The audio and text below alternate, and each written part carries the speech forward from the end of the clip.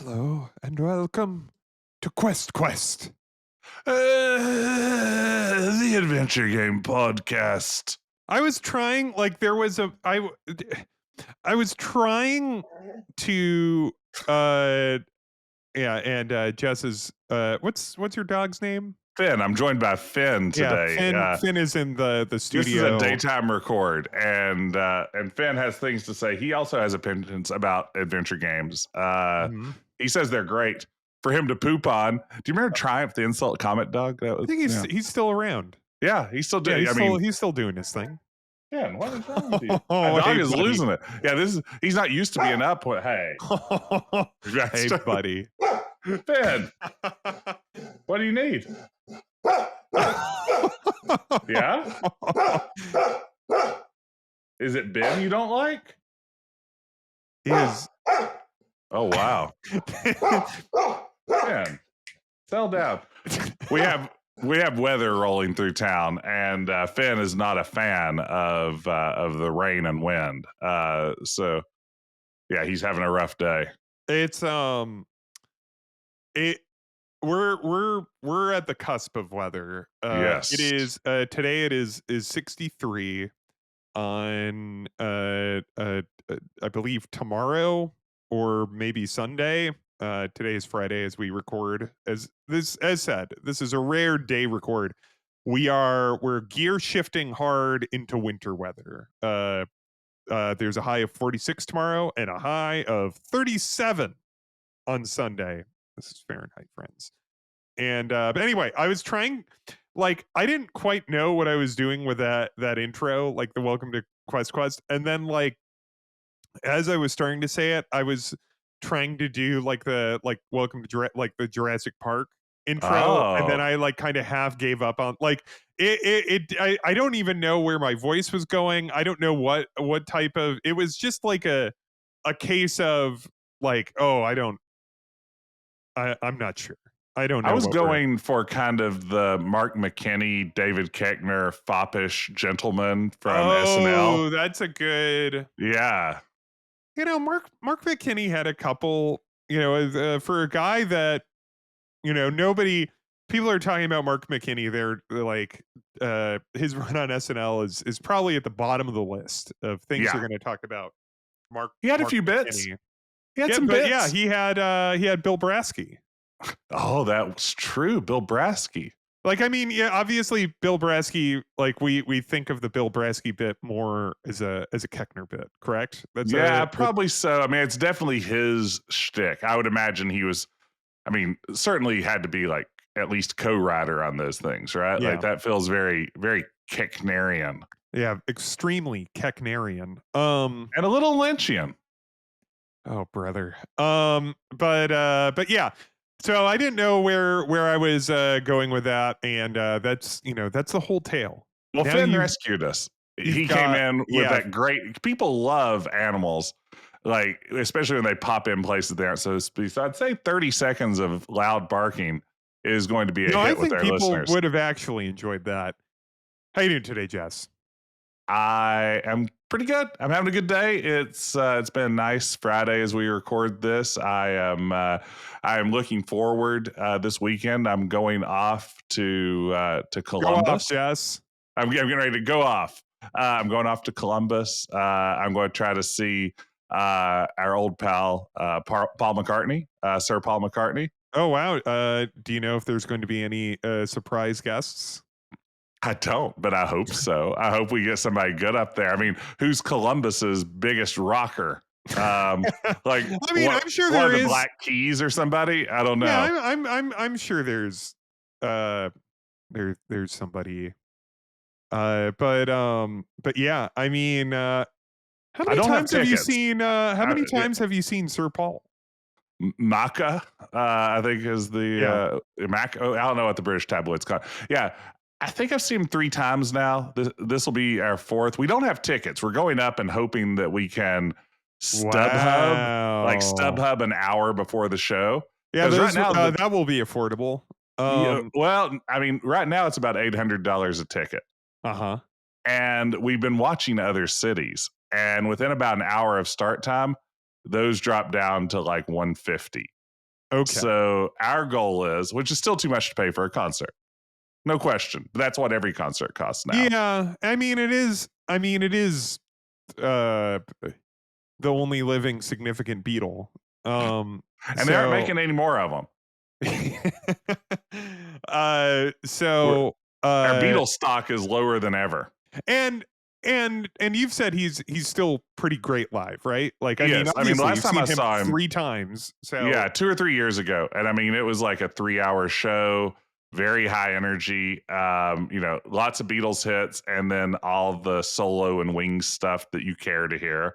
It's a good show. I mean, for an 80-year-old guy, I think the power of veganism really propels him through those performances. it's the case of, like, that is one of those things where it's like you look at, the Star Trek, The Next Generation cast, and you're like, "Yeah, they're all old, it's fine." And then you look at Michael Dorn, and you're like, Yeah. "Wow."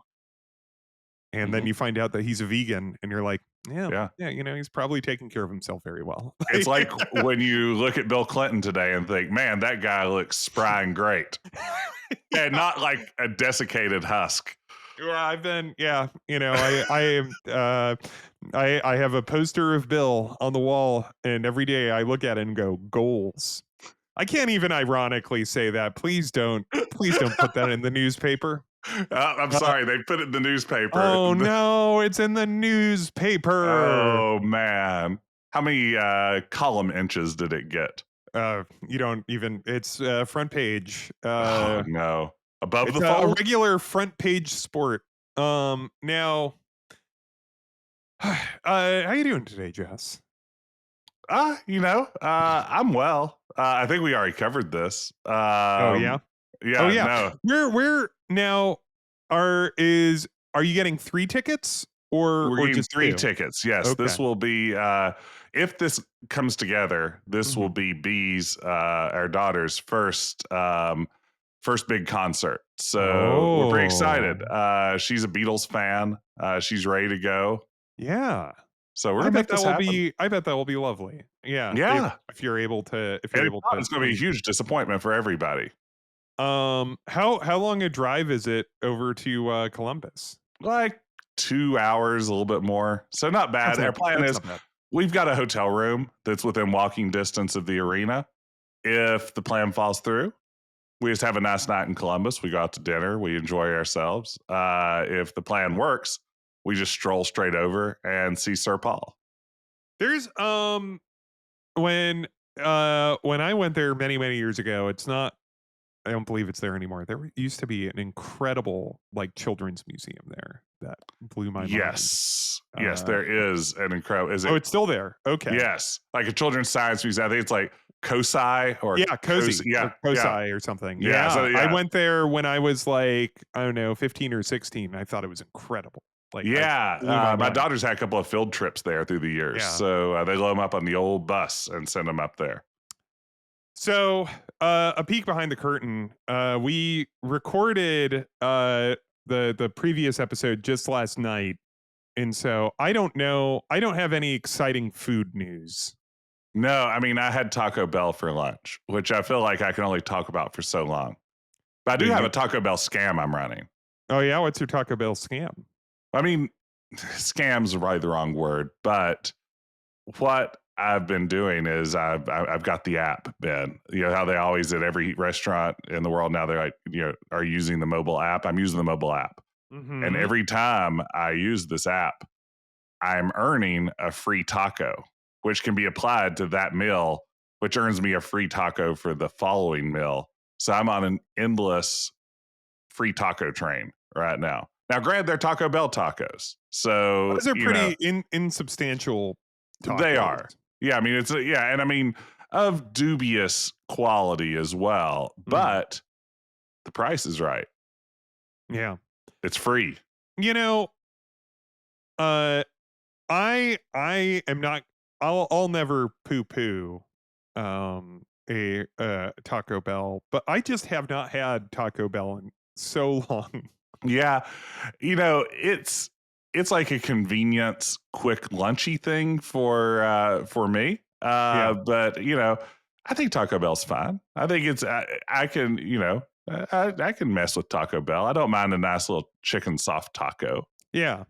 It's funny. Do you remember like in like let's say the Bush era, like the mid aughts, there was Hmm. this extreme like, we don't go to fast food, like the Yeah, super size me era, like, yeah, like that kind of thing. And then it feels like in the last like, you know, 5 or so more years, like there's been it's like actually I'm not too cool for fast food. I love fast food, like kind of thing, like this kind of like like anti-snob reaction yes, to yes, yes, fast food.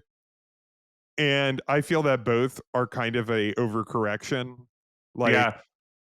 it's like I'm not going to like it's like yeah, if you like it, and I'm not also going to like sit here and be like, oh, like because some people will try to gotcha you with it's Hmm. like, well, that's all I can afford, how dare you, like like Yeah. they'll try Oh yeah. to trap you in something where it's just like, aha, Why are you like so you. insensitive to the working poor, Ben? Yeah, and it's like I'm not going to like. Whereas it's like, maybe we don't need to really overthink this. Yeah. Maybe fast food is a convenience for when you need food quickly and can afford to pay for it. Yeah, That seems to be like where it fits into our culture and economy. And yeah, you know what? Taco Bell, no complaints today. yeah. I had pretty good I love chicken those taco. with the little like the little cinnamon twists. Those are delicious. Yeah, they aren't my It's a favorite. classic Jess take on a sweet treat. Um, Wow. Wow. No, I mean, taking yeah, you I mean, down. I like lots of sweet things. I mean, Mhm, just not those particularly. But listen, I have very normal opinions about food. mhm, So, I'm not mhm. going to stand here and be lectured by you.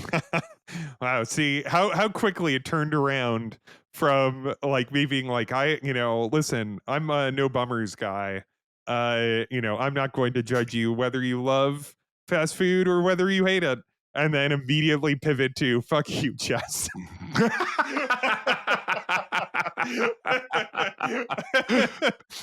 Here's a question, Jess. Yes.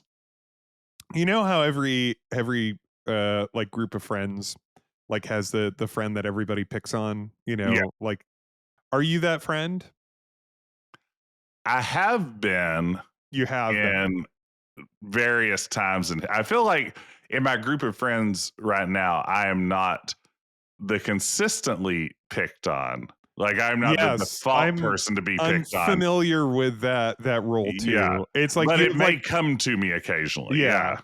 like you have like the friend that's like the number one, like kind of butt of Hmm. jokes, and Yes. then you have like kind And I'm trying of to push that friend down oh yeah, constantly, yeah, like so they stay there. Like, yeah, that's yeah, what I'm. Yeah, yeah. my barbs are cutting. Like everybody else is having fun with it, but I'm really trying to like wreck their confidence.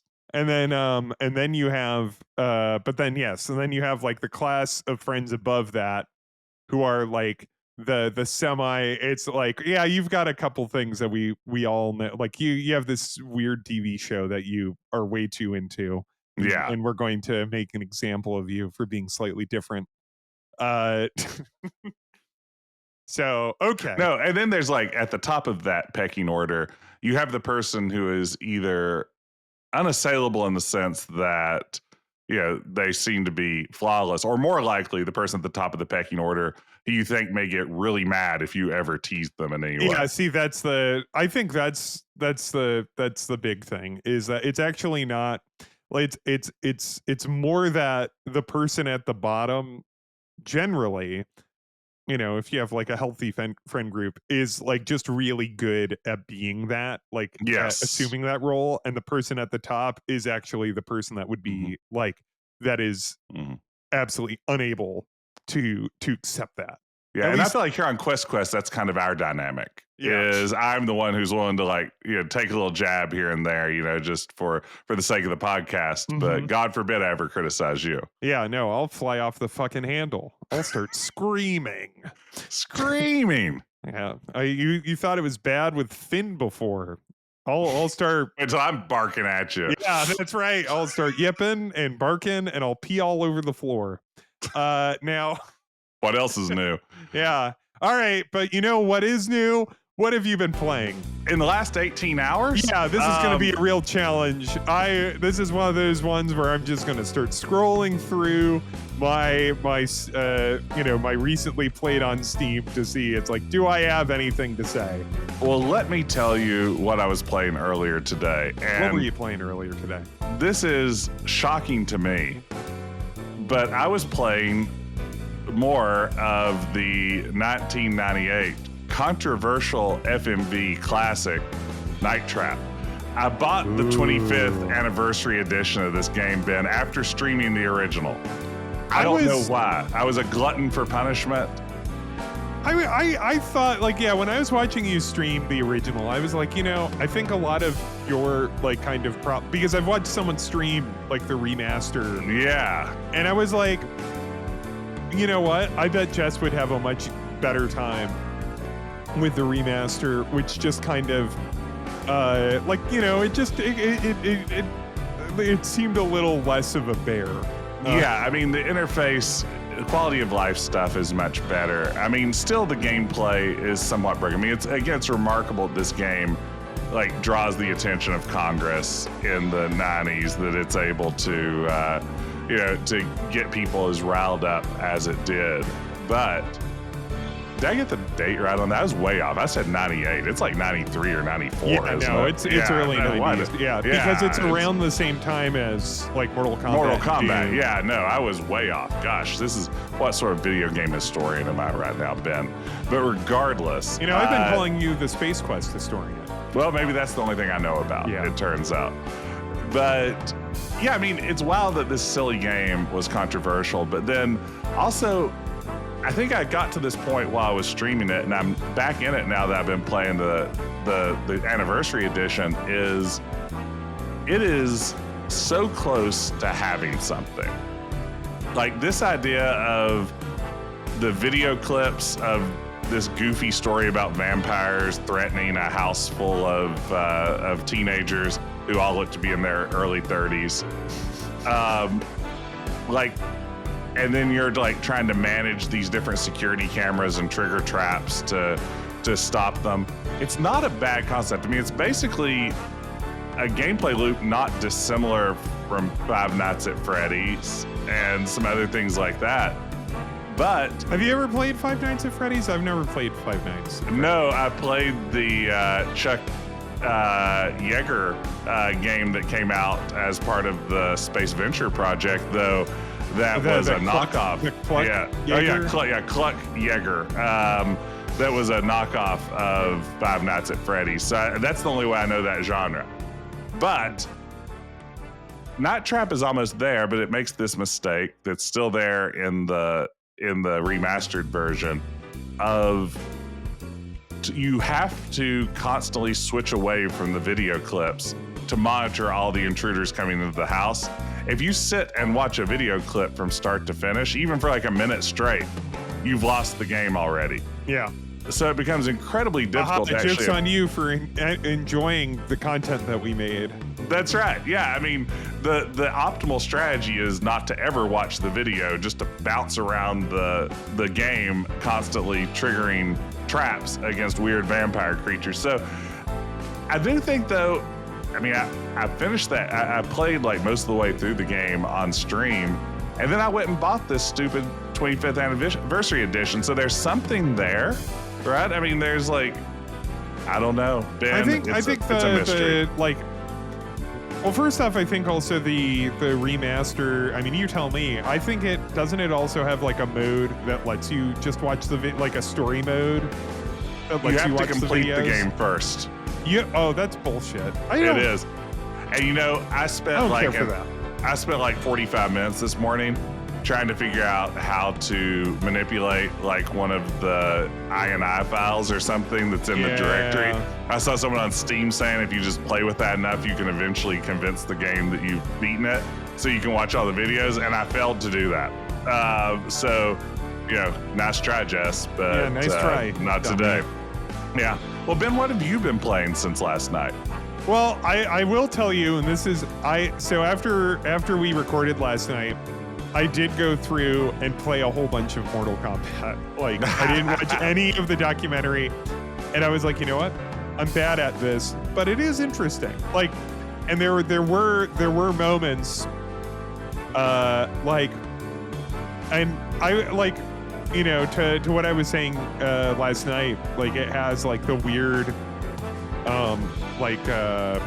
handheld versions. Yes. Like that Game Boy version, the first Game Boy version. It's fascinating because they really try to fit everything into it, which is like, you know, it doesn't have all the characters, but like, you know, it has special moves. It has all the, like, it tries to have all the stuff.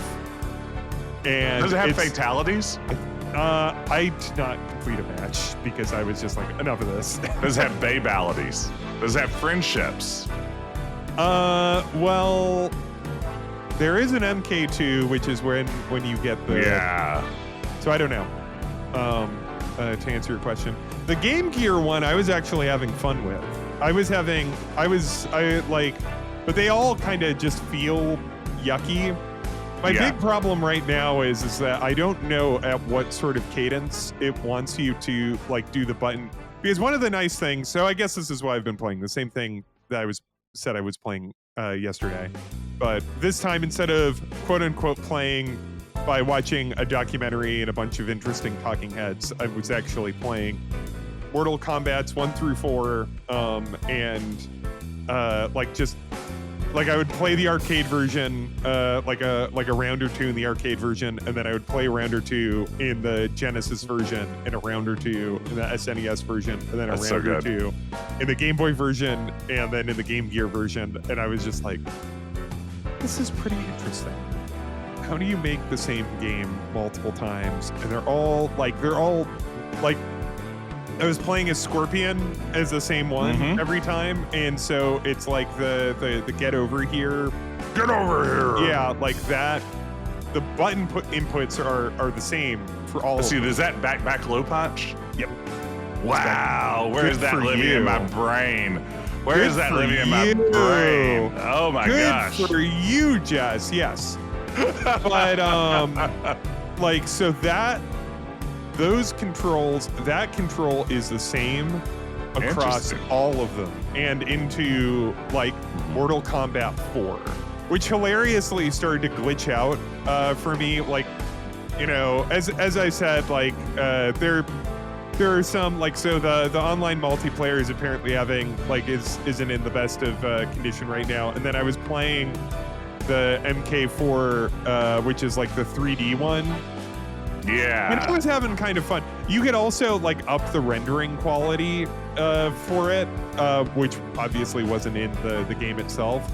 And it looks, you know, like it looks like a decent of that generation like 3D game with the rendering quality up. And I don't know if it was this that did it or something else, like just, you know, a glitch in the emulator or something. But at a certain point, all of the textures got scrambled up, and so like the background would be like the face of, like, you know, the image of one of the faces of one of the competitors, and like it would say so and so wins, and all of the letters were mixed up and mashed up.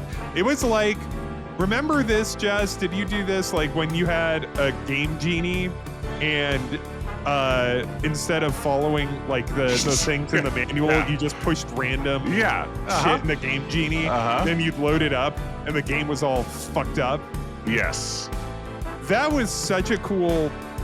Wasn't that cool? That's an undocumented feature of the Game Genie, and yeah, it's pretty remarkable. I mean, you should get a photo of that, Ben, and send it to GamePro. I think they'd love to print that in their letters column. Yeah. No, I mean, I kind of love that. I am fascinated by this. Like, I was just looking at this collection as you were talking about it, like trying to decide like what my sweet price point for it would be. I would say $30 is like, so right now it's at $50. That's where I want it. That's exactly where I want it. And we're maybe not the winter, like, because what? There's going to be the Thanksgiving, like, fall sale. So it's at $50 right now. Mm-hmm. And so probably not the Thanksgiving sale. Like, maybe you'll see like 10% off. Right. It won't be a big one. But maybe like the Christmas, or certainly by spring, I think you'll get it around 30. And Yeah, that's what I want. This is perfect at 30. I love the idea of the mobile ports. Like, that sounds really fun to me. Like, I know there was like in Street Fighter world, a Game Boy Color version of Street Fighter Alpha that I kind of liked. I mean, it wasn't great because it's the Game Boy Color. There's only so much you can do, but it was better than it should have been. And I kind of like that spirit of mobile fighting games from this era. Like this has no business on this platform, but we're gonna give it a try.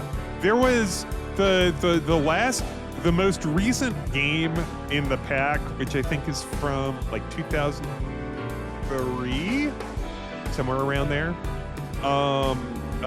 is a GBA. Like they have 2 GBA games at the end, and this GBA game is doing like this like 3D, like, so Oh wow. like this 3D space, and it's a little bit slow and a little bit like a little sluggish in the way that a 3D GBA thing was at the time. Yes. But I'm playing it and I'm just like, this is so cool that they did this. Like I was like, it was very impressive.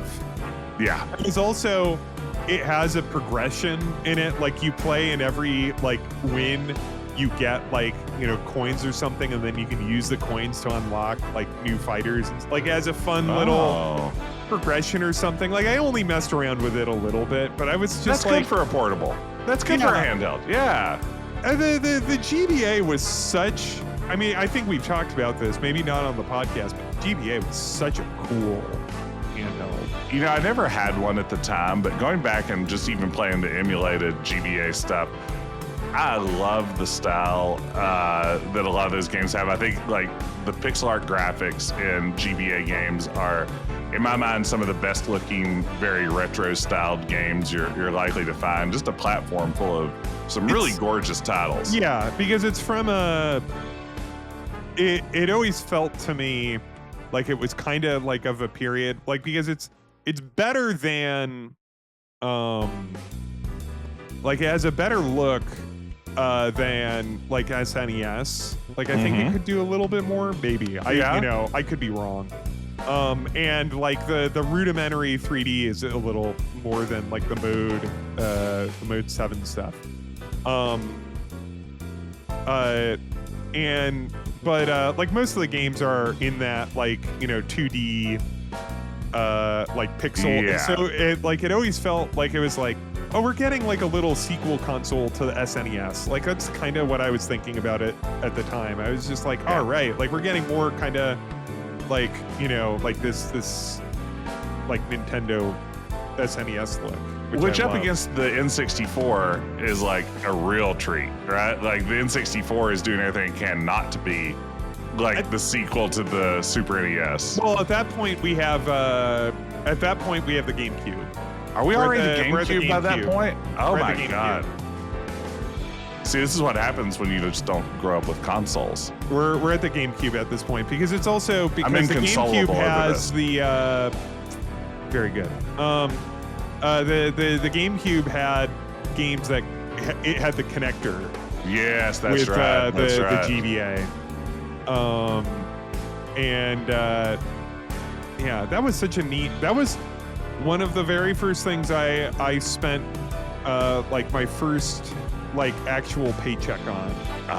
Was a GBA. Wow. Yeah. And you want to know what? I bought a Digital Eclipse collection actually with that, because they had I bought the Phantasy Star 1 through 3 collection, Now, this Oh. didn't have, like, this was not like the documentary style. It was just like, here you go, a Master System game and 2 Genesis games on And a brand new menu. Yeah, and a brand. Yeah, exactly. It was like, on DVDs, it would say like animated menu on the back. Yes. But it was just like, to me, like, as somebody that didn't have a ton of, as a teenager with a summer job and not a ton of like spending cash, it was like, this is 3 games. And they were also like 3 JRPGs. Yeah. Like, That's a lot bang for your buck. yeah. So anyway, Mortal Kombat. Go out there and get it. You know what? I was having some fun. I don't know, like, so it has a couple neat things. Is that you can turn on a move list that just is on the side of the screen. I love this in Which any is, sort of fighting game. Yeah, just give it which to me. is Just like spoon feed it to me, very, please. very helpful. It has this, and then it also has like just a test mode where like it will give you the move list, which is, if I really want to go into this, and maybe I will, I don't know. But it has like the move list, and so it's like, and then it goes into like a test mode in the arcade game where, like, just your opponent is just standing there. So it's like you can figure out how to do the button inputs without having to stress about like, oh, there's this guy because that's the problem I have. He wants to rip now. my ding dang spine out. Yeah. Or remove his mask and the flamethrow you. Yeah. You're gonna be careful with these people. Anyway, so yeah, I'm having a good time. Maybe maybe this is the beginning of something, but probably not. No emails because again, no one has emailed us in the last Weird. 18 hours or whatever. That's weird. Yeah, it Get is those emails strange. coming. questquestpodcast@gmail.com. Yeah. And so let's get into it. So today we're going to talk about Spellcasting 101, Sorcerers Get All the Girls. Now this is Steve Maritsky's first game with Legend. It's a text adventure, and like he was like one of his best sellers over at Infocom that wasn't licensed. I think Hitchhikers was probably like his number 1, but Ben, like he had Leather Goddesses of Phobos. I'm sorry, I don't want to interrupt. Yeah, what's up? But Spellcasting 101. I played all of this. no. Well, I mean, go ahead. I don't know. I mean, I did this last episode. Yeah. Go ahead. Yeah, please. I mean, I've not played this, so I'm not really prepared to talk You didn't about prepare? it. You didn't prepare? You didn't play all of Spellcasting 101? Sorcerers Get All the Girls? Ben, I thought we 1990? agreed that we were going to do a bit about Spellcasting 101 and then launch into our real topic, Space Quest 3. No, this time it's real. I'm not doing a bit. It's Oh, no. real this time. Oh, no. I thought this was still the bit. No, it's real now. How It's about real. How about that Ernie Eaglebeak? I like the nudity in that game. Yeah. So what did you like best about spellcasting? The verbs? Yeah. I love the verbs, the nouns, the the compass. I loved it all. Yeah. No, I mean, those are great looking games. All right, fine, Jess. What are we going to talk about today? Let's talk about Space Quest 3, The Pirates of Pestulon. Oh, there it is.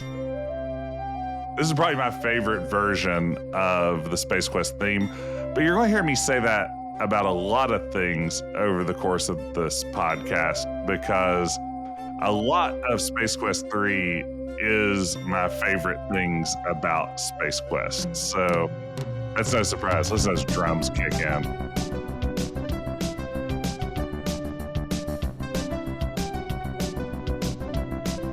You could slap this right on a Supertramp album.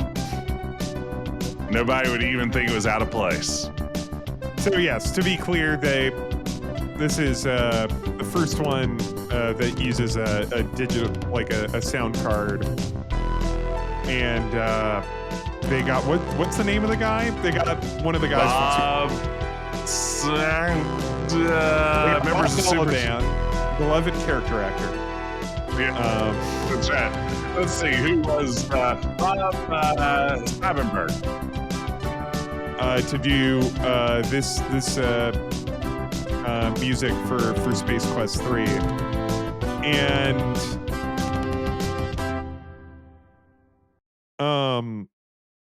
and they did that for King's Quest 4 and also Space Quest, Police Quest 3 as well. Like they brought an outside Yeah, like talent to make the music, and all three of those have spectacular music. yeah. Like Sierra and this was. isn't to put down like the Yeah, in-house, you know, composers at Sierra, but you know, when they spent to get like these big name yeah. You bring uh in Jan Hammer. Chan Hammer's his music in like the in Police Quest 3 is so good. The Yeah, music in Police Quest 2 is also it's very is good too. also very good too. Best point chime Uh, in yeah. Sierra history. Well, Yeah. yeah. Oh Um man. but yeah. No, I mean this is, and I'm fascinated by this. Like before you even talk about the game, this commitment that Sierra had at the time of we are going to start supporting what at the time are some technologies that may not have terribly wide adoption rates. We are going to advertise this as like the killer feature of these new software products, that they all have these awesome soundtracks, especially if you have a Roland MT32. And we are going to spend time in Interaction Magazine, their newsletters, and everywhere else telling you about how much better these games are if you just get a proper sound card. And then we're going to also sell you sound cards. We're going to bundle these games and allow Yep. you to purchase Yep. this through flyers that are inserted into the boxes, through our newsletter, everything else. And they would do this again with the sort of CD-ROM Yep. revolution of, hey, look, our games are going to start being CD-ROM. You need to get with the program, and if you aren't ready, we'll sell you a CD-ROM too. It's kind of fascinating. I can't think of any other software manufacturer that's ever just decides like, we want to make these games and we'll just sell you the hardware if we have to play it. That's wild to think about. Like, I mean, it's possibly evil.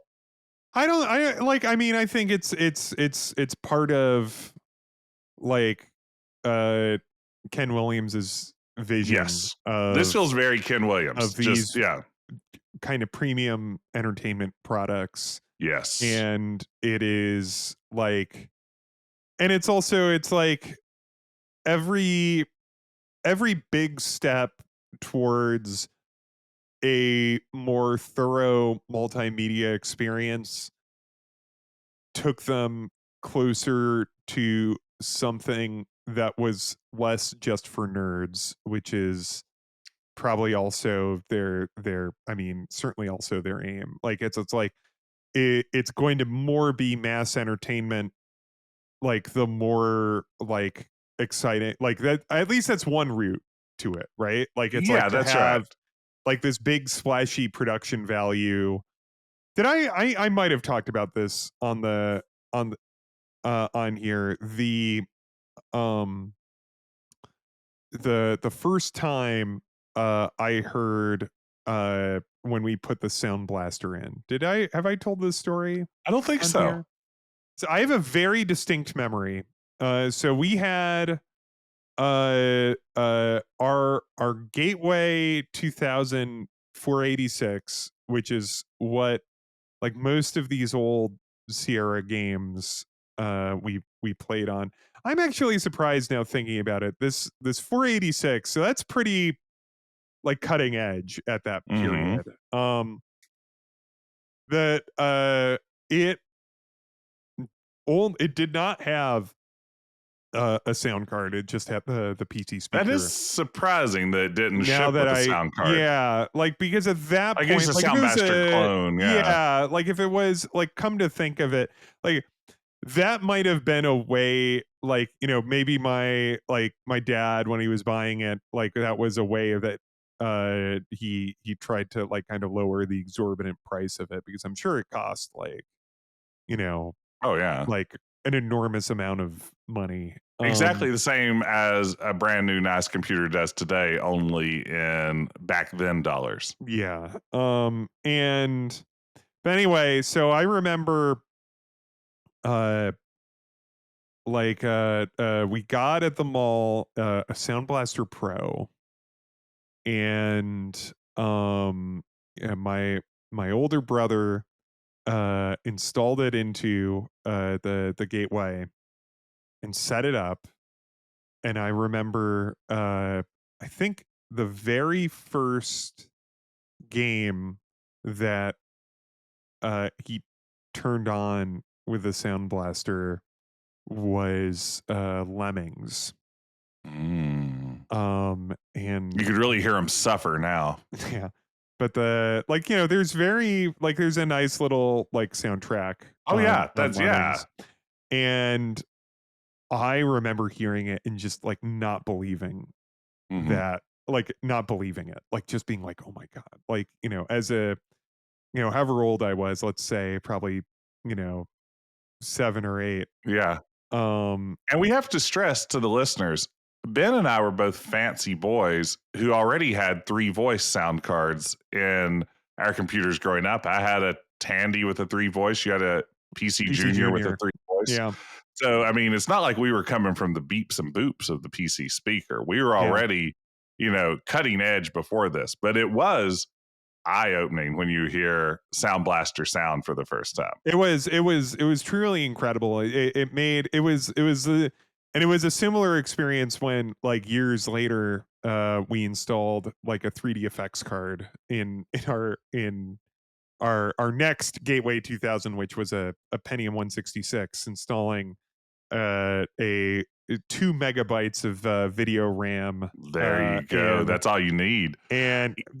they still, you know what? We lost our way, when it became more than that.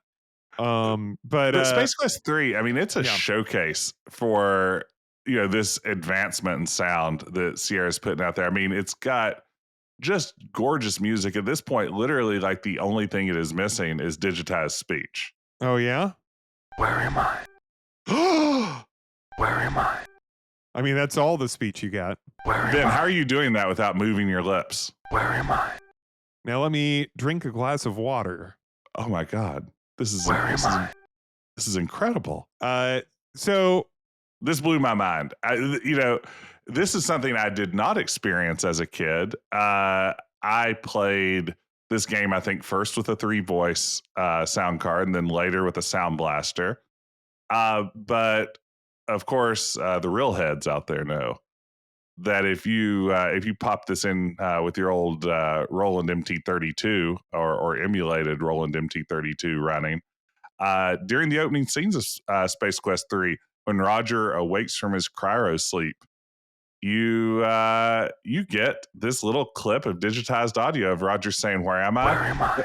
The first Where time I am I? saw that on YouTube, I thought, "Who is this jokester trying to like do Where am I? voiceover for this game?" I thought it was like a trick that was being played on me, but here we are. It I think this would have, I mean, you were saying, the sound blaster just like blew your mind.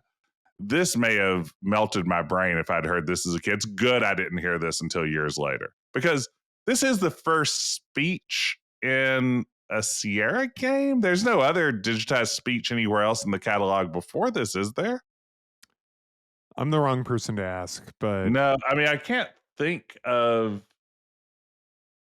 what else it would be. I mean, you start having a lot some more digitized does any clips. other SCI Zero have a voice sample in it? I don't think it does.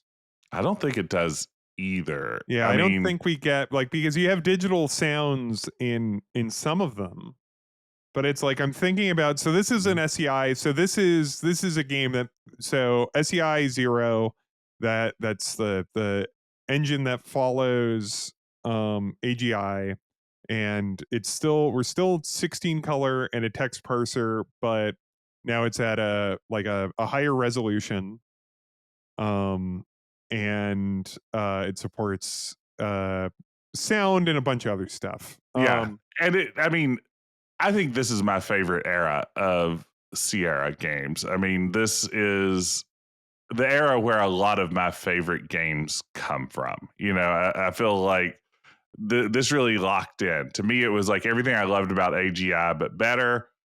And then it was followed by that rocky initial rollout of the point and click interface that had kind of a round of not great games before they settled in and really figured out how to do that. Mhm. So yeah, this for me, like especially as a kid, it was like, give me Quest for Glory 1 and 2, give me Space Quest 3, give me Police Quest 2, give me King's Quest 4, the Laura Bow, oh my gosh, the Conquest of Camelot.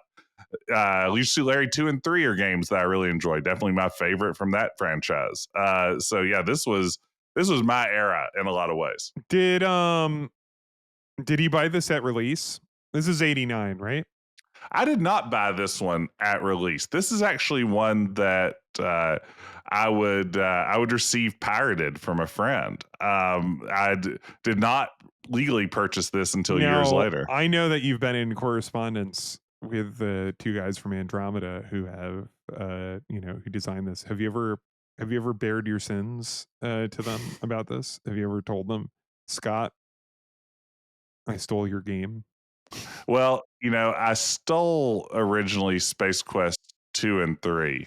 Wow. So when I pledged to the Space Venture Kickstarter, Hmm. I just paid the equivalent of 3 games worth of pledge money. So I felt like that was fair. One for Space Venture, and then 2 more to make up for Space Quest 2 and 3. There was one, I forget, I'm trying to remember which adventure game Kickstarter had a It was like this a tier will redemption tier. Yeah. redeem you from your guilt Yeah, of. like an atonement level of Yeah. pledge. Yeah. That would yeah. Who Eh, was that? Was that one of the Coles? Like, was that one of the Hero U It ones? Was that feels one like a of? Hero U one to me, if I had to take a guess. That feels very Lori and Corey. Yeah, that's funny. But no, it's pretty great. But no, I did the same here. But no, this is why I pirated. I think my friend Andy, who's a listener, may have gotten this to me through back channels. He was my one of my big sources for pirated games across the Tennessee border. He would traffic them to Virginia. Interstate Yeah, criminality. that's right. Yeah. I mean, if it wasn't a federal That's a offense federal. already, That's a federal. yeah. Didn't you read all the text boxes at the beginning of Quest for Glory 1? My copy had those hacked out. Oh, I never perfect. saw that. Yeah, no, it just said this game hacked by cool leak dudes And and then it like had like played like this incredible music. that's right. Yeah, something like again talk about blowing your mind. There's no way my machine could have been able to do that, but it did somehow. Did, Um, what is the plot of Space Quest 3? that's a great question. Because I think the game isn't sure the answer to that for large chunks of it. I mean, you start out Roger's drifting through space, having escaped Vohal's asteroid at the end of Space Quest 2. He's Mhm. cryogenically put to sleep. His pod encounters a garbage freighter, which pulls him aboard. As he's pulled aboard, he's awakened from his slumber, and he now has to escape this garbage freighter before the robots that run it are his untimely undoing. He finds aboard this ship, this freighter, a small warp capable ship, the aluminum Mallard. He sets about repairing it. He escapes the freighter, and now he's kind of just out in the universe. Luckily, he goes to Monolith Burger to get a little snack. He plays some Astro Chicken. Upon defeating Astro Chicken, he discovers a secret message from the two guys from Andromeda, famed software designers who are being held against their will at Scumsoft, an evil sweatshop of a software manufacturer forced to design lowbrow games. And Roger sets off for some reason to rescue them. I guess just because he's a nice guy. And he does. Yeah, the end. Yeah, It, and it yeah, is. It's really funny because I'm with you. This game kicks ass. Like I think it this kicks is ass. an extremely good. I think this is an extremely good adventure game. I think it's like the best of these first three.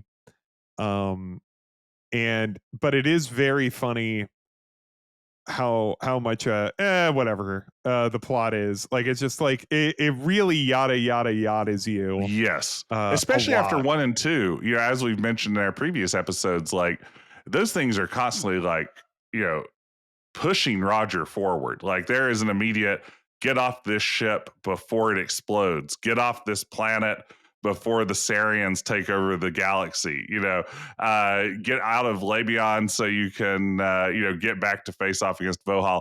This game is more just like, all right, you got off the garbage freighter. Let's see what's waiting for us out here in the big wide universe. Yeah, it's just kind of like and then yeah, for some reason Roger decides that he's going to save these two guys because he found a secret message in a obnoxious lunar lander clone. Um This is like spoken like someone who's not very good at Astro Chicken. I fucking hate Astro Chicken. No, I love it. I mean, I am a world class Astro Chicken player. I think my problem with Astro Chicken was ameliorated when I realized that. So Astro Chicken is this uh uh like this arcade game that you play in the McDonald's parody Monolith Burger, and the controls for it, like it's a lunar lander like type game. Like you have to Hmm. land a chicken on a platform, and it can't be going too fast, Yeah. or it bounces off, and you can't miss it. um and I the last time I played Space Quest 3, because when I was younger I had no problem with it. This is similar to the little speeder thing in Space Quest 1.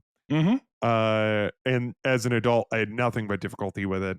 And I think that what what unlocked it for me is realizing that you're not holding down the arrow keys to Oh, move it. definitely not. Definitely It not. Yeah. Like in the SEI Zero, and this is true in AGI as well. Like you don't hold down like the right key to move your character to the right. You tap it once to have the character move right consistently, and then you tap it a second time to have them stop.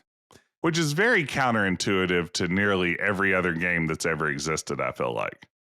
It's This it's idea that you just go careening off in a direction until you tell the character to stop. it's counterintuitive. Like, I figured it out pretty quickly for the adventure game stuff, but like Hmm. it's counterintuitive for an arcade game where that's absolutely there. Like I can't think of an arcade game that controls that way.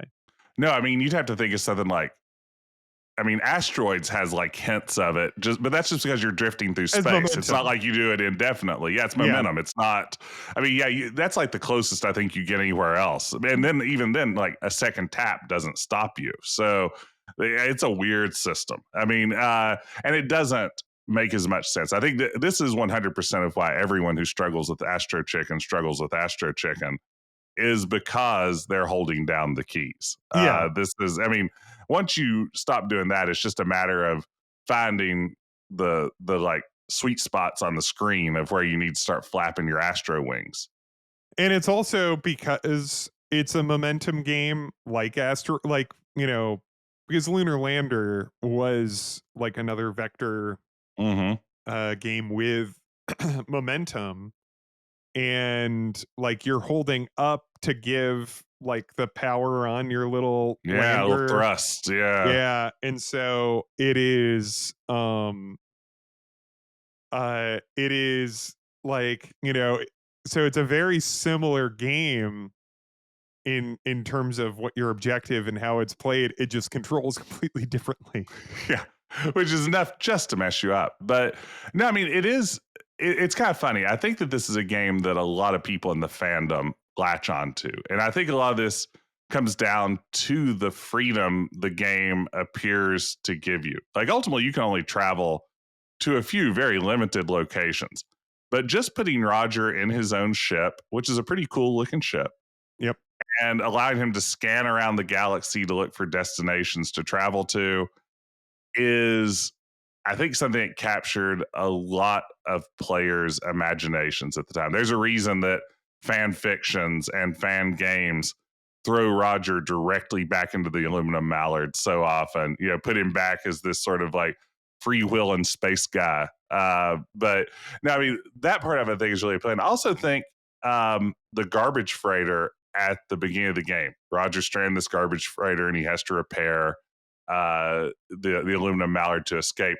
Not only is that a gorgeous set of screens, as you see like junk piled up, a lot of it references to other science fiction properties like an old TIE fighter and a Mhm. giant Transformers style mech head, and other things like that. The flying saucer from Lost in Space, Yeah. other references and everything. But I feel like that is one of the most tightly designed little sections. Yeah, there you give me that good junk freighter music. I think it's one of the most tightly designed sections of any Sierra game. Like just as a standalone, I feel like if you wanted to release a playable demo of Space Quest 3, you put out this first junk freighter section, people will buy that game after playing it. I mean, it is a pretty sweet little set of puzzles and just a gorgeous environment. Yeah. And it does, like, it shows off some cool stuff.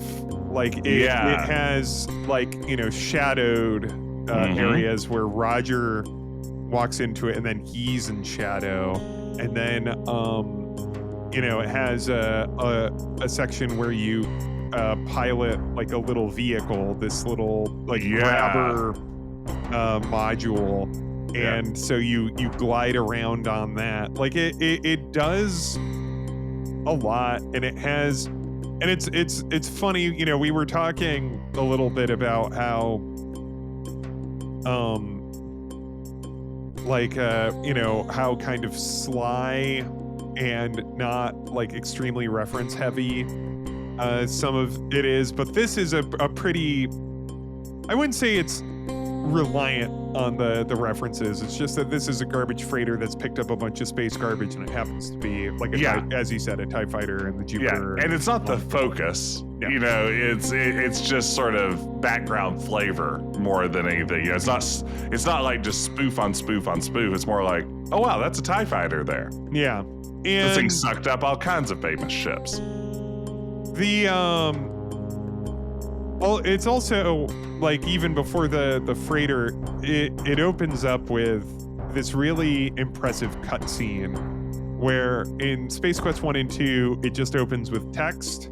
Mm-hmm. And this gives you some text, and then you have like this really impressive set of animations of like your little escape pod like floating through space and being found by the garbage freighter and beamed aboard. And like everything, like again, Mark Crow uh, does such a great job with all of the art, and there's so many like later on you're being chased by this Arnold Schwarzenegger and like the Arndroid, what is it? Yeah, yeah, Arnoid. Arnoid.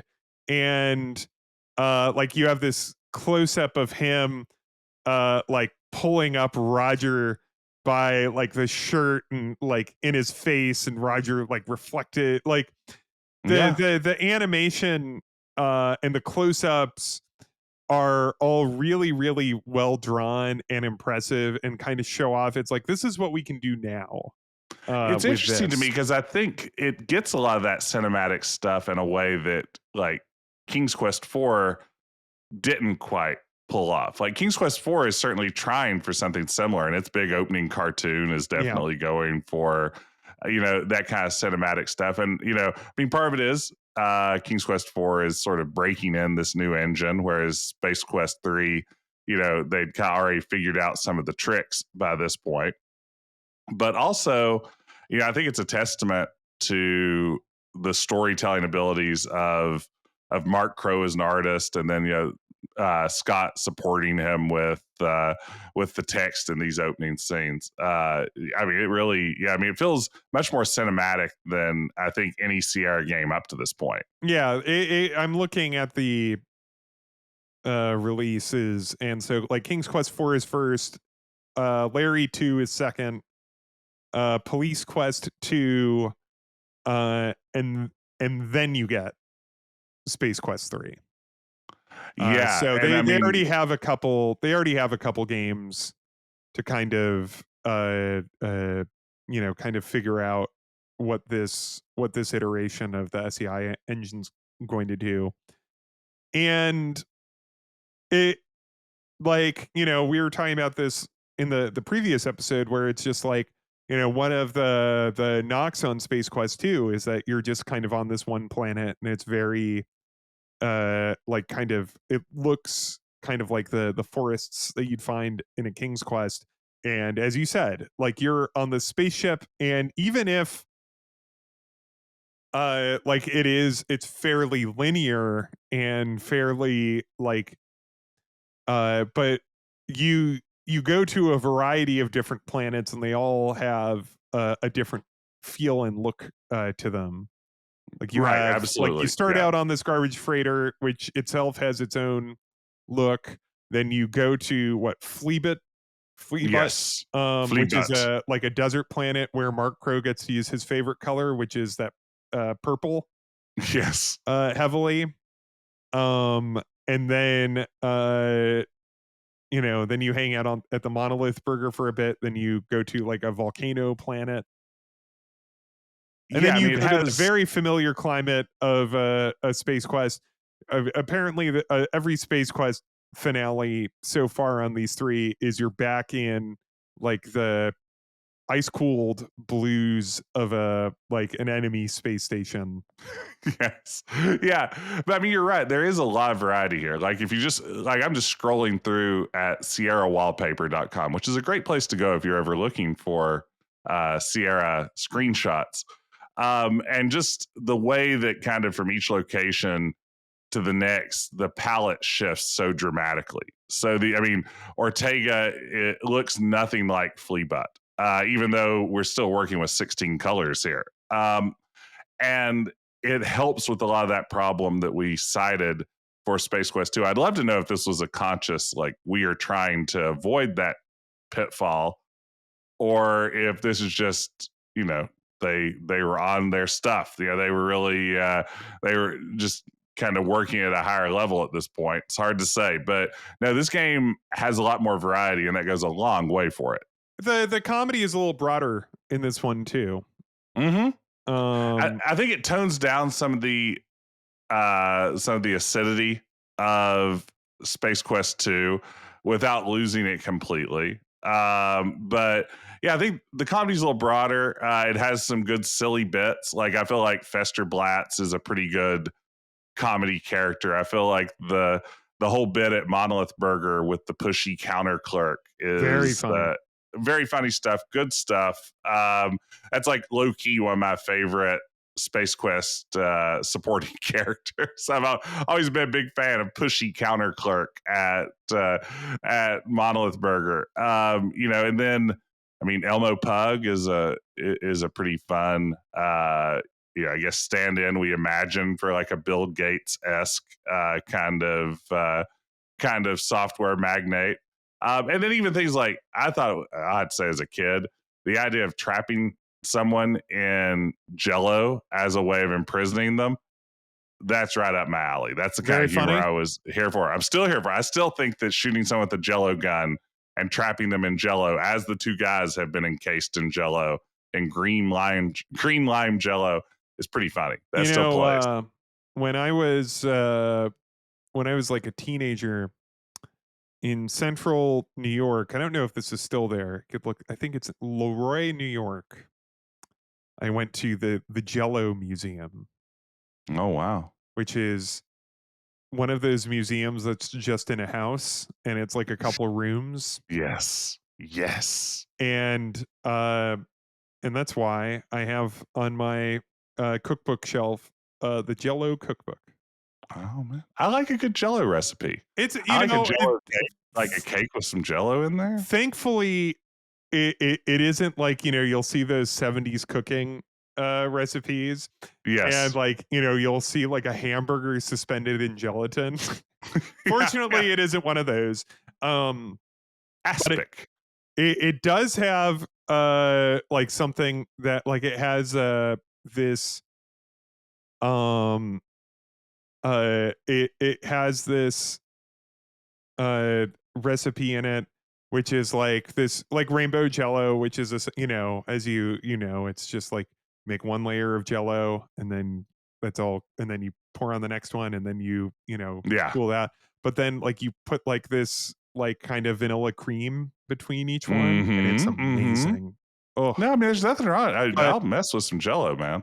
um the main thing about that museum that I recall is I got a great T-shirt out of it, which is that I went through, because of course we exited through the gift shop, and that's where I got the Jello cookbook. But the what I got as a teenager, the Jello cookbook went to my grandmother, and that's part of my inheritance from her. But I got another thing that used to be based in Leroy, New York, was a rat poison factory. Um, now, which is Mm-hmm. really funny, you have the Jello factory, and you have the rat poison factory. Like, you really hope that they're keeping. Gotta keep the hot side hot and the cold side Yeah, cold on yeah, that you one. had Yeah. to get Jason Alexander in there to keep that. Uh, and the And so, for some reason, like, somebody at one of the people managing the Jello Museum was like, we gotta sell T-shirts with the logo of the old rat poison factory. Um, and so I wore for years, and now I gotta go back because, talking about this, one of my favorite T-shirts is Oh this man. T-shirt that had, like, this image of, like, a dead rat, and then, like, in this, like, florid text around it, "Rough on rats." Oh man, you have to recreate this as a shirt for yourself. We'll Yeah, I sell got, it in the well, Quest let's Quest see, store. Leroy Jello, so it's still there, the Leroy, Jello Museum. It's called the Jello Gallery Museum. It has all sorts of, let's see, if it's on, I'm on their website right now. Does the website they're still selling that same shirt. Do I What? buy this right now? You buy it Here, live on the air. all right. Well, first Then off, you let me Oh, send I'm this. there. I'm already there. Oh, you're looking at it too. I'm This on my way. shirt Yeah, no. does kick ass, right? Like, look at this. Sure, Oh we my have it. god. Rough on rats, kills mice. It comes ready to use and absolutely guaranteed. Leroy, New York. This is an amazing shirt. Ben, be sure to put the link to this shirt in our show notes. This is, let's see here. I am I'm declaring this buying this. official Quest merch now. Yeah. This is our official Quest All t-shirt. right. Continue to Now we'll earn payment. nothing from it. Yes. Continue. I mean, listen, all If you you got could to just do, I don't even yeah, need to put the link in it. Jellostore.org. it is And a I mean, nonprofit. So yeah, and it does have, now, I don't know if they actually ship internationally, especially with our high quality protective tariff mhm. situation that we have right now. Uh, but it does have in the drop down international, so Or store pickup if you're near 23 East Main Street, Leroy, New York. let's see here, typing in, yep, okay, there we go, If you and just read out that credit card number, not even there yet. I'm just, all right, shipping $9. You know not a what? problem. That's Small fine. price to pay. Well, Small no, we price to make pay. all that money off this podcast. That's right. Speaking of which, Yeah. Blue Apron. Do you like having ice packs around for when you hurt yourself? Sh- Blue Apron will send you one every week. Should Sign up I today for save, like, create an account with the Jello store.org? or check out his guest. Yeah, because how much more. What's really great about this is also, oh wait, there's just what's really great about this is that the store has remained unchanged, and I think I went there in like 2003. I mean, you're going to have to repurchase this every few years moving forward. So Mhm. having an account might make sense. Yeah, that's true. I mean, it's going to wear out. I mean, I can't, maybe it's a really high quality t-shirt, but you're going to be wearing it so much, which means you're going to be I washing mean, it so much. it lasted a good long time. Okay, so here, let's see. Oh You're wait, going to no, get oh, it's got compliment. my wrong address. Oh, it's got my previous Oh no. address. Oh Like, no. Autocomplete. Come on. auto. This is good radio though. Yeah, this is really, listen, people are wondering, will I complete this order? Will I spend the $32.95? Yep, that's my address. That's my credit card. Pay. All right. We got a Amazing. little spinny thing. Amazing. And yeah. Yes, we have it. Rough on rats. Oh, it's so good. Kills rats, kills mice. Comes ready to use, Ben. Let's see. You could get, there you could also get I think they have that only as a shirt, unfortunately. Oh, that's a shame. I am clicking through on their website right now, and so far, no, I'm sorry. The maximum you can order at once is 49 t-shirts, which is going to be $1,176 plus shipping. Um, there's also here an apron that says Jello, watch it wiggle, see it jiggle, which just seems a little, you know, too sexual. it seems a little too erotic. Yeah. I mean, I don't need an apron that's going to make me constantly think about sex. um, but anyway, Ben, this was such a good choice you just made.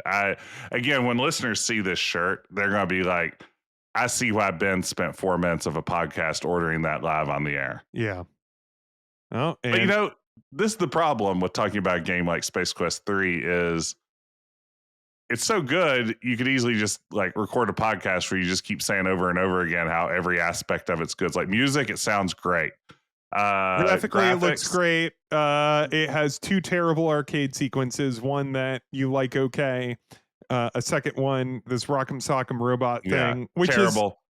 terrible, and it's like either like just kind of depending on the mood of like the program at that moment. It's Yes, that's right. either like extremely easy and you just mash a button quickly and it's over, or for some reason it's unbelievably difficult.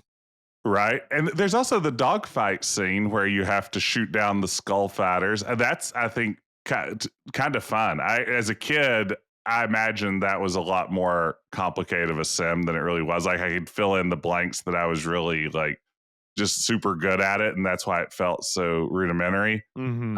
Yeah, But I mean, no, I loved that too. Like as a yeah, kid, I was just like, yeah, uh, like, yeah, this is great. yeah. And this one has some fun stuff going on. I mean, it's got multiple puzzle solutions, at least on Fleabot, where you have to evade Arnoid, and you can either lead him up into the giant Mechazord type statue there at Fester's World of Wonders, and kill him in the gears, or you can lure him under the hanging pods and have them eat him. That's sort of fun. I like that you have a multiple solution there. The game is starting to play around a little bit with its own continuity by having Roger. The whole reason he's being chased by this android in the first place is because when he ordered that whistle, that free whistle in Space Quest 2, he never paid for his free whistle, which you wouldn't think you'd have to, but that seems like a real continuity oversight. But he's sort of having to deal with the consequences of this action from the previous game. And of course, then it ends by breaking the fourth wall in a big way. Roger ends up on Earth with the two guys. He drops them off at Spoilers. Sierra Online, where they get a job. Right, we get to meet Ken Williams. Yeah. Yeah. Listen, I feel like I don't have anything like really interesting to say about Space Quest 3. It's good. Like it looks good, it plays good. It has some bullshit in it, but Well, yeah, welcome to Adventure Games. yeah. Ben, is it better than Space Quest 5? I kind of go back and forth on this. I really do too. I think you and I are both very much on the same page that 3 and 5 are like 1 and 1A, I right? That yeah, I've said this I don't think on the podcast though that I think that the best like Star Trek Space Quest joke is that the all of the odd number space quests are the better ones. Because just like Star Trek, where the motion picture is the best. Search for Spock It's not as good. and the Final Frontier. Yeah, that one's not good at all. Yeah, so maybe it was just the first one. No, all three of those are excellent. Is it possible it's like prime numbers? Yeah, so that'd be 1, 3, and 5. I don't know what I don't know how prime numbers work exactly. I think it'd be 1, 2, 3, not 4, which I'm okay with. I'm not a Star Trek 4 guy. But then 5's back. Now we're gonna have to work on this. We're gonna have to really think about because I mean, I'm not willing to accept any version of Star Trek lore where the motion picture isn't a fantastic film. And it's a film, Ben. It's not a movie like the rest of them that you love so much. Yeah. I listen, yes. But it's a motion picture. But yeah, I mean, going back to the original question, I go back and forth on 3 and 5. I think Space Quest 5 does a lot of stuff that I wish more like I think what really makes 3 and 5 feel like so much fun is that in both you're in command of a spaceship. Yeah. And I think this is the secret sauce of a Space Quest game. Really helps make it there's more stuff to like what makes me really love 5, but the that you're on a spaceship and that you tell even though you're just going it's the same order every time. Yeah. And but there's just something about it that you're in a spaceship and you go to a variety of different locations. And I mean, and this is true of you could say, well, in 4 you go back and forth through time. And that's and you're piloting there too. It's not the same though. I feel like feel the same. It just doesn't feel the same. Ben, is this the same thing where we discussed already with Police Quest? As a kid, is getting to drive something the ultimate power fantasy? Oh yeah. And that's what makes these games it's like I am driving the aluminum mallard around the galaxy. I am driving a squad car around Lytton. I am captaining a starship collecting garbage around the universe. Is this the secret sauce that makes these games stand out at some level? Because I think that's a big part. Again, I think the aluminum mallard becomes inseparable from Roger for a lot of fans, even though we only see it in this game and for a few brief seconds in the opening of Space Quest 4. Did you ever play the Galaxy of Fantabulous Wonderment? No. It's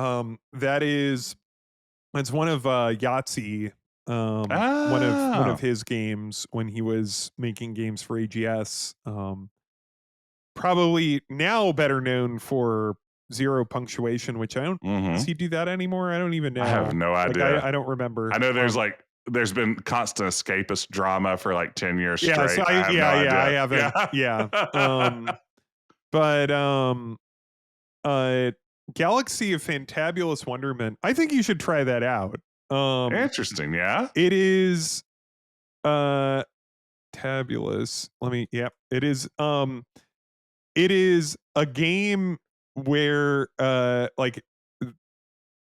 where you also, like, captain a spaceship and travel around and like go from like planet to planet, and just to give it a little extra um like to give you a little more space faring, it has like a rudimentary like trading, like you have to pay money, so like you have to find a couple trade routes in Hmm. it, um and again, like, like a lot of adventure games and like original AGS games of that period, like, is it really that different than like just wandering around a big like location or having like a Monkey Island style map or something?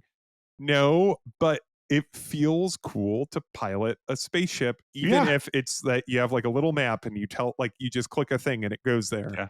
Like there's just something really cool Mhm. about that.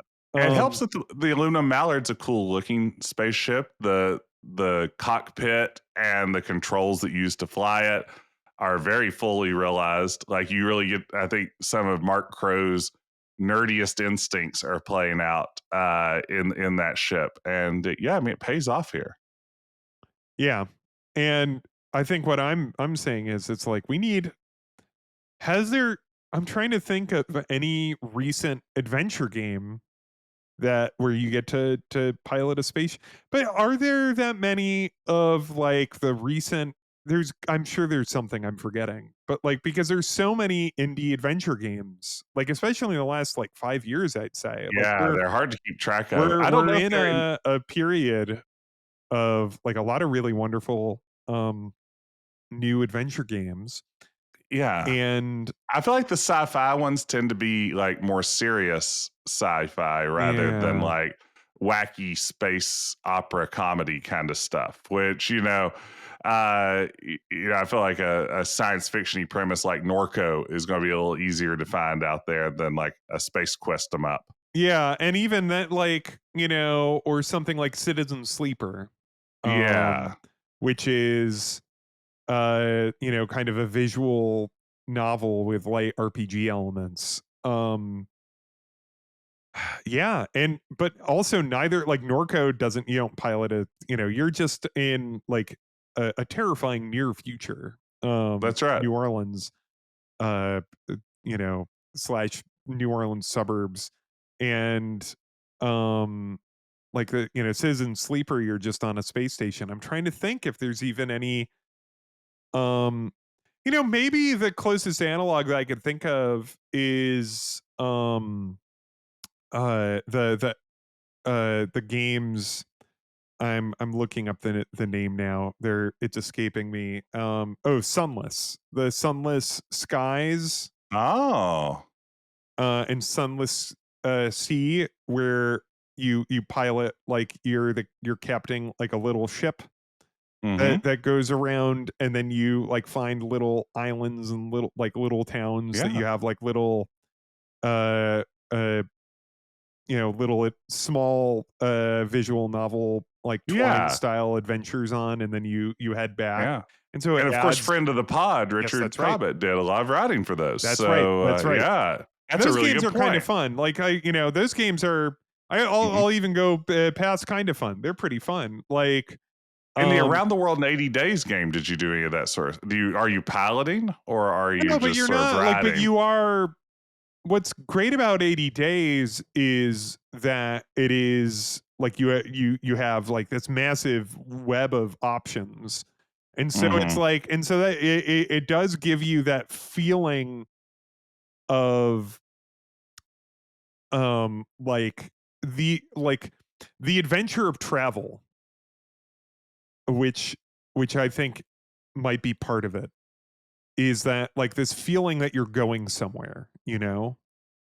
versus that you're in like a couple interesting um uh uh interesting kind of uh uh spots like between. I don't know. There's something really like, yeah, there's something about Exploring's a good feeling feeling. the agency of travel, you know? Yeah. Yeah, like a travel agency. Yeah, exactly. And so that's our discussion on Space Quest 3. Do you have any final thoughts, or is Love that this it? game.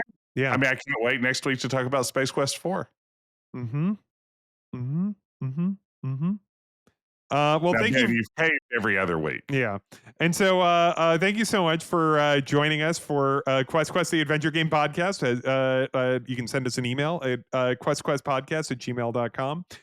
Can please leave us a 5-star review. And be sure to join us next week when I guess we talk about Space Quest 4 colon what is that? Roger Wilco and the Time Rippers. Oh, all right. Yeah, I'm sure we'll talk about that next week.